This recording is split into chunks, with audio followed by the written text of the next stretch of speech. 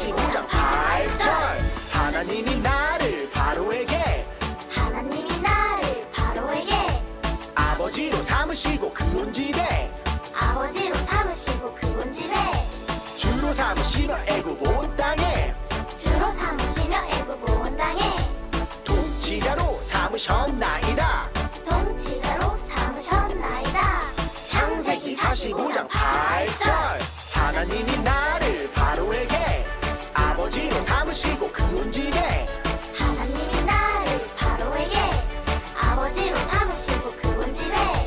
주로 삼으시며 애굽 온 땅에 통치자로 삼으셨나이다.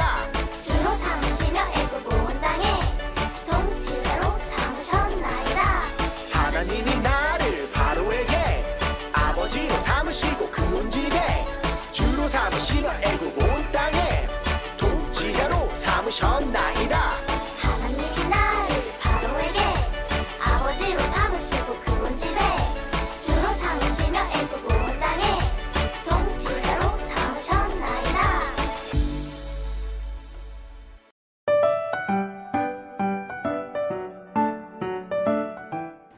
친구들 안녕하세요.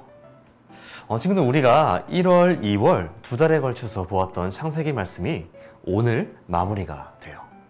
우리가 어떤 것을 배웠었는지 다시 한번 이야기해 줄게요. 자, 태초에 하나님은 온 세상을 창조하시고 만드시고 하나님의 형상을 따라 사람을 창조하셨어요. 모든 창조물 중에 하나님이 가장 기뻐하셨던 작품은 하나님의 형상에 따라 지어진 인간이었죠. 하나님은 자신의 형상을 닮은 사람들과 함께 하기를 원하셨어요. 그런데 사람들은 어떠했나요?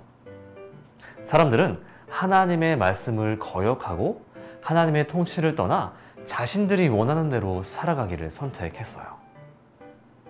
선악과 사건으로 세상에 죄가 들어오게 되었고 그 결과 인간과 함께 온 세상이 타락하게 되었어요. 그래서 하나님은 온 땅이 죄로 가득함과 사람들의 마음이 악함을 보시고 물로 심판하기로 하셨죠. 그리고 그것을 노아에게 말씀하셨어요. 그때의 의인이었던 노아는 방주를 통해 심판 가운데 구원을 받게 된 거예요.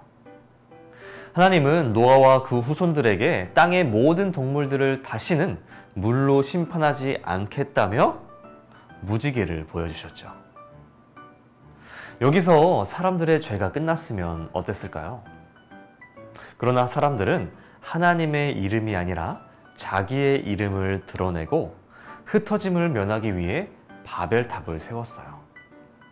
하나의 언어를 사용하던 사람들은 바벨탑 사건으로 인해 언어가 나뉘게 되었죠. 그 이후 하나님은 한 사람을 택하시고 그를 통해 그 후손들이 하나님의 백성으로 세워질 것을 약속하셨어요. 하나님이 택하신 사람, 그 사람은 바로 믿음의 조상 아브라함이었죠. 아브라함은 하나님께 순종함으로 아들 이삭을 번제물로 바치려 했었고, 야곱은 형 에서를 피해 도망다니다가 하나님의 약속을 받게 되었죠. 그리고 오늘은 요셉에 대해 배워보려고 해요. 아브라함, 이삭, 야곱, 요셉. 이 사람들은 모두 하나님의 약속을 온전히 믿고 기다렸던 하나님의 사람들이었어요. 어떤가요, 친구들? 그동안 배웠던 것들이 정리가 되나요? 오늘 만나게 될 사람은 바로 요셉이에요. 요셉은 어떤 사람이었을까요? 이 시간 영상을 통해 함께 알아볼게요. 홀리아트 뮤지엄에 오신 여러분들을 환영합니다. 이번 특별전의 주제는 요셉입니다. 명화를 통해 그의 삶 속에 들어가 볼까요?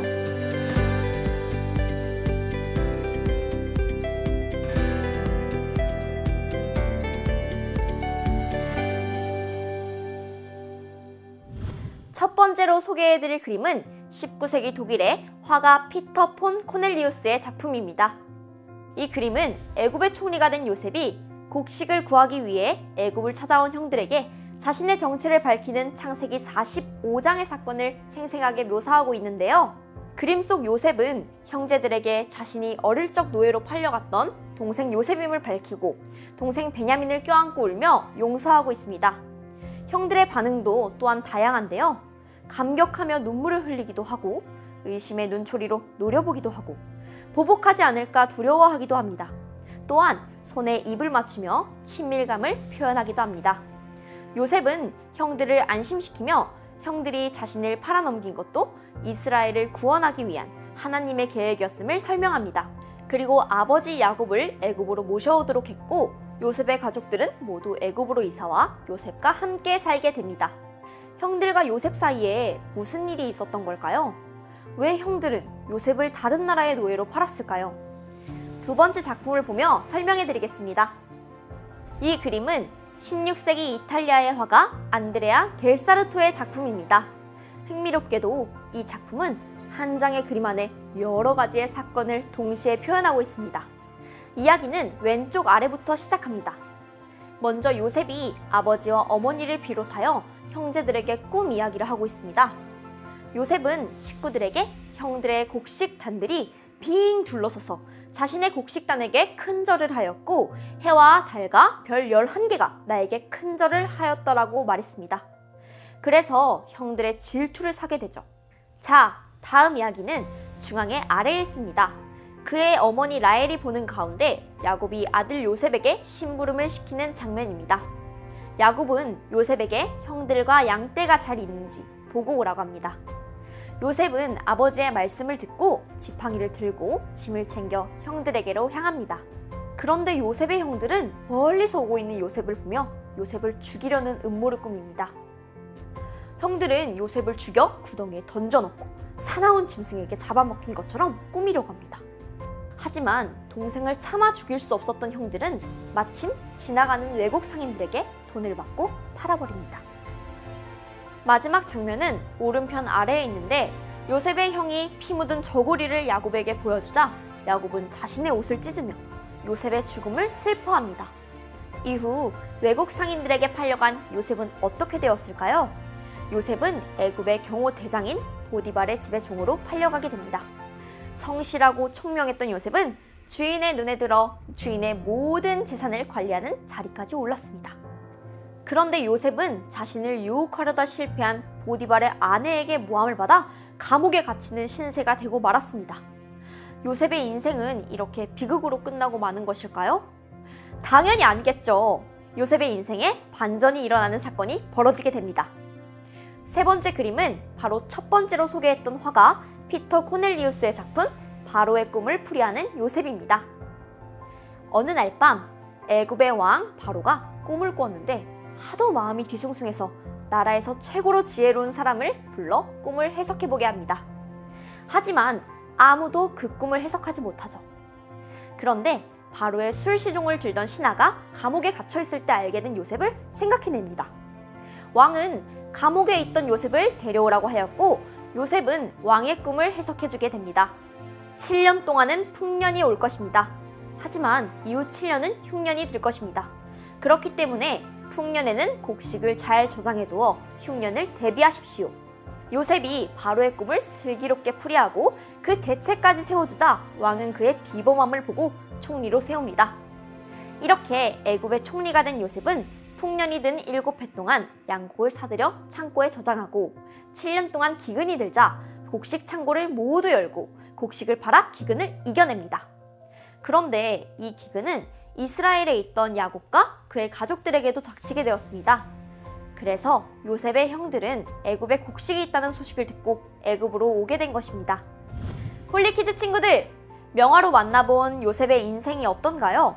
우여곡절의 대명사로 꼽히는 요셉.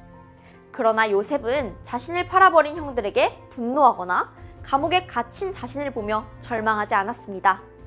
요셉은 오히려 두려움에 벌벌 떨고 있는 형들에게 이렇게 고백합니다. 나를 이리로 보낸 이는 당신들이 아니오 하나님이시라. 하나님이 나를 바로에게 아버지로 삼으시고 그 온 집의 주로 삼으시며 애굽의 온 땅의 통치자로 삼으셨나이다. 창세기 45장 8절 말씀. 요셉은 자신이 당한 고난들을 형들 때문이라고 생각하지 않았습니다. 이 모든 일을 계획하시고 인도하신 분이 하나님이심을 알았기 때문입니다. 명화를 통해 성경 속 이야기를 알아본 홀리아트 뮤지엄! 벌써 마쳐야 할 시간인데요. 친구들, 다음엔 또 어떤 명화로 여러분 곁을 찾아올지 많이 기대해주세요.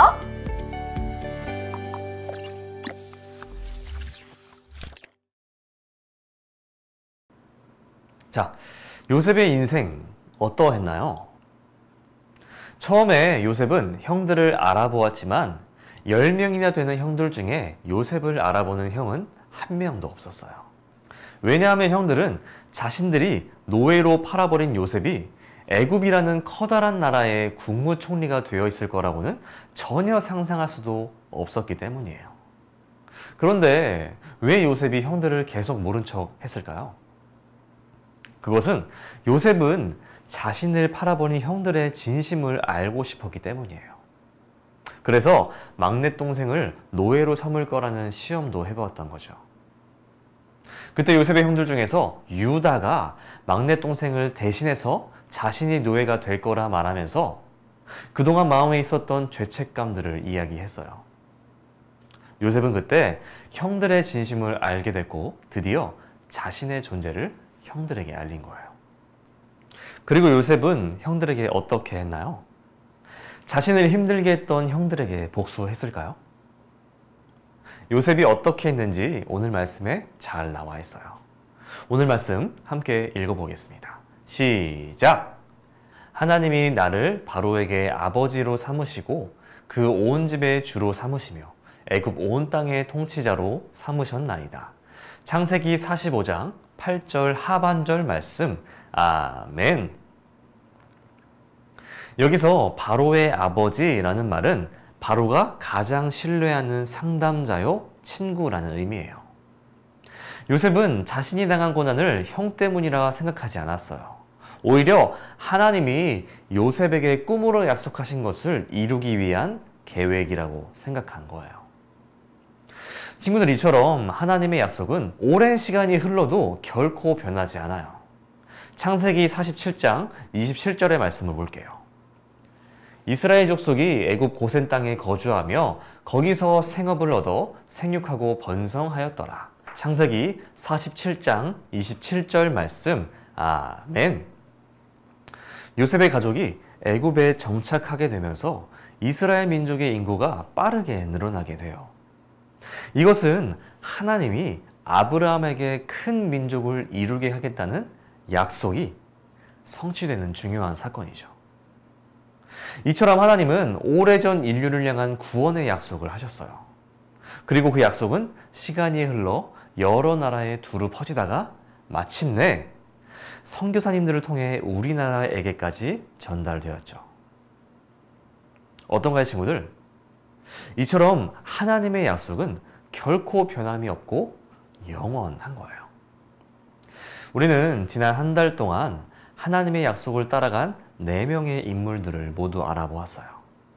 아브라함, 야곱, 이삭, 그리고 요셉. 처음 하나님과 약속을 맺게 된 사람은 아브라함이었어요. 하나님은 아브라함을 통해 민족을 이루어 주실 것을 약속하셨죠. 그 약속은 이삭과 야곱을 거쳐 요셉을 통해 애굽 땅에서 이루어졌어요. 그리고 그곳에 살면서 하나님의 약속대로 수많은 자손들이 번성할 수 있게 된 거예요. 그렇게 하나님은 약속을 따라간 믿음의 사람들을 통해서 민족을 세우겠다는 계획을 이루신 거죠. 이처럼 우리 친구들도 변하지 않는 하나님의 약속을 따라가는 믿음의 사람이 되어 하나님의 사람으로 살아가기를 바라요. 우리 한번 스스로에게 이야기해 볼까요? 하나님의 약속을 따라가겠습니다. 한번 따라해 볼까요? 하나님의 약속을 따라가겠습니다. 우리 친구들이 이렇게 하나님의 약속을 따르며 하나님과 동행하는 삶을 사는 우리 친구들 모두 되기를 바랍니다. 함께 기도할까요? 하나님 감사합니다. 오늘도 하나님께 예배드리게 하셔서 감사합니다. 하나님, 지난 시간 동안 우리가 창세기의 인물들을 통해 하나님의 마음을 알아가게 하셔서 감사합니다. 하나님, 하나님이 하신 약속은 변함이 없고 영원함을 다시 한번 기억합니다. 그 하나님의 약속을 의지하여 따라가는 우리가 되게 해주세요. 그렇게 하나님의 약속을 하나하나 이루어가며 하나님의 영광을 맞이하며 또 하나님께 영광 돌리는 우리 친구들 될 수 있도록 도와주세요. 한 주간의 삶도 하나님께 맡겨드립니다. 하나님, 우리와 함께하여 주시옵소서. 감사합니다. 예수님의 이름으로 기도합니다. 아멘. 하늘에 계신